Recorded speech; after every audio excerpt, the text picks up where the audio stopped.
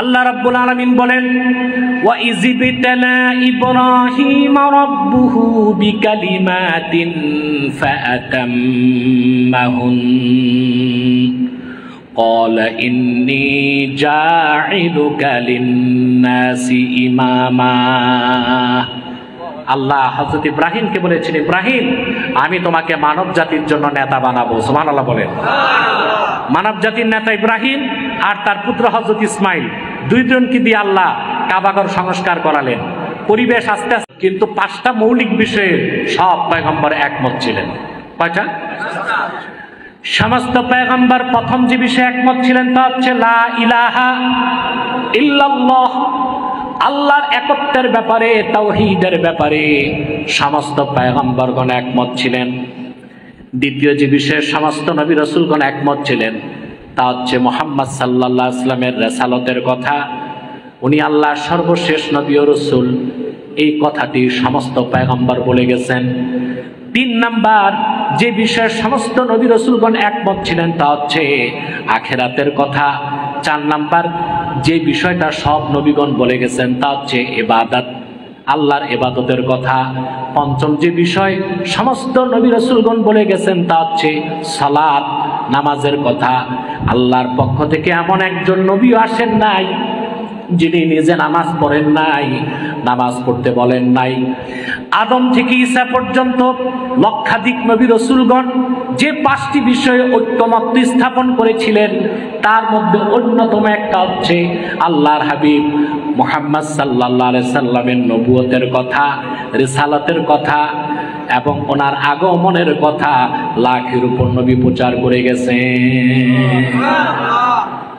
পূর্বে নবীগণ আসতেন, বিভিন্ন দেশে এসেছেন না? মনোযোগটা আমার দিকে চাই, এদিক তাকান। আমি যে রকম সাউন্ড সিস্টেমে কথা বলি ওটা পাই নাই।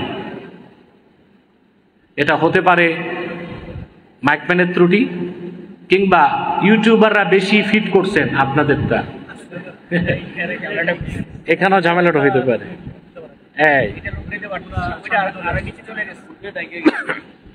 হ্যাঁ দেখে যাক, ইউটিউবও তো দরকার আছে, কারণ স্যাটেলাইট মিডিয়াগুলো তো ওয়াজ মাহফিল বা ইসলামের পক্ষে প্রচার করতে চায় না।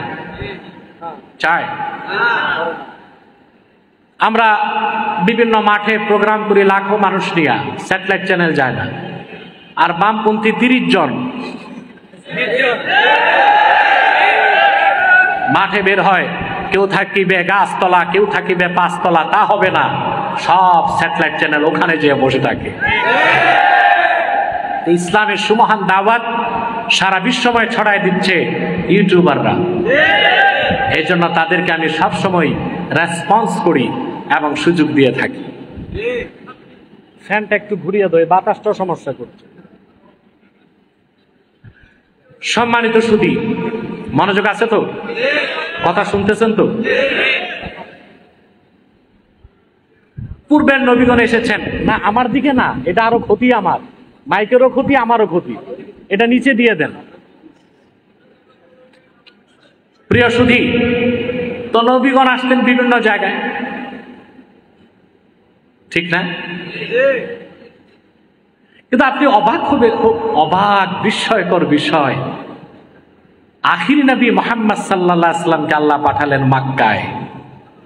কোথায়? কারণ মক্কা হচ্ছে ক্যাপিটাল অফ দ্য ওয়ার্ল্ড। সারা পৃথিবীর রাজধানীর নাম মক্কা।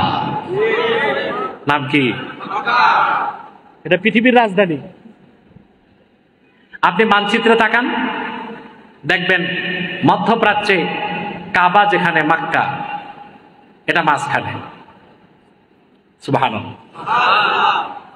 পৃথিবীর বড় বড় শহরগুলো গোড়াপত্তন করেছেন ঐতিহাসিক ব্যক্তিরা। আর আখির নবী মুহাম্মদ সাল্লাল্লাহু আলাইহি সাল্লামের যে শহর মক্কায় আসবেন, সেটা গোড়াপত্তনের দায়িত্ব সাধারণ কাউকে আল্লাহ দেন নাই, দিলেন জাতির পিতা ইব্রাহিমকে। কাকে দিলেন? সুবহানাল্লাহ।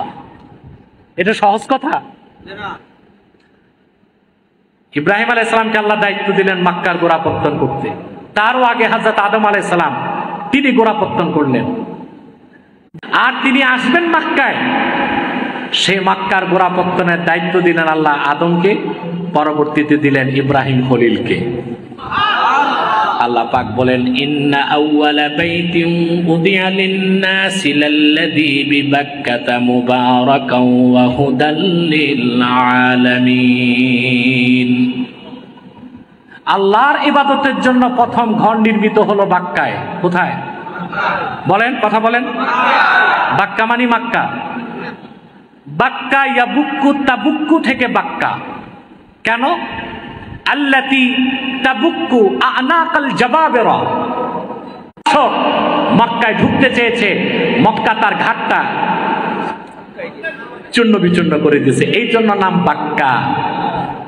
আর রাসূলুল্লাহর খাতিরে আল্লাহ নাম ঘুরায় দিলেন মক্কা। সুবহানাল্লাহ। আদম আলাইহিস সালাম নামলেন শ্রীলঙ্কায়। ইমাম বাগাবী মাআলিমুত তানজিলে লেখেন, হাজ্জা আদামু আরবাঈনা হাজ্জাতান বিল মাশিয়ে। হযরত আদম শ্রীলঙ্কা থেকে, হিন্দুস্তান থেকে 40 বার পায়ে হেঁটে যে হজ করেছেন মক্কায়। বলেন সুবহানাল্লাহ। কতবার? 40 বার। দেখেন, চিন্তা করেন, রাসূলুল্লাহ আগমন করবেন মক্কায়, কত আগ থেকে আল্লাহ পরিকল্পনা গ্রহণ করছেন। লাখের উপর নবী পাঠাইছেন, যারা সবাই ঘোষণা দিছে আখিরি নবী মুহাম্মদ সাল্লাল্লাহু আলাইহি ওয়াসাল্লাম। প্রত্যেকেই রাসূলুল্লাহর উপর ঈমান এনেছেন নিজ নিজ যুগে।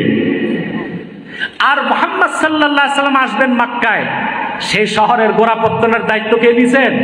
আল্লাহ। দায়িত্ব দিয়েছেন জিবরিলকে, দায়িত্ব দিয়েছেন আদমকে, পরবর্তীতে দায়িত্ব দিলেন ইব্রাহিম খলিলুল্লাহকে। সুবহানাল্লাহ। কারণ মক্কা মুকাররমা যিনি গোড়াপত্তন করবেন তাকে নেতা হতে হবে। কি হতে হবে? নেতা হতে হবে।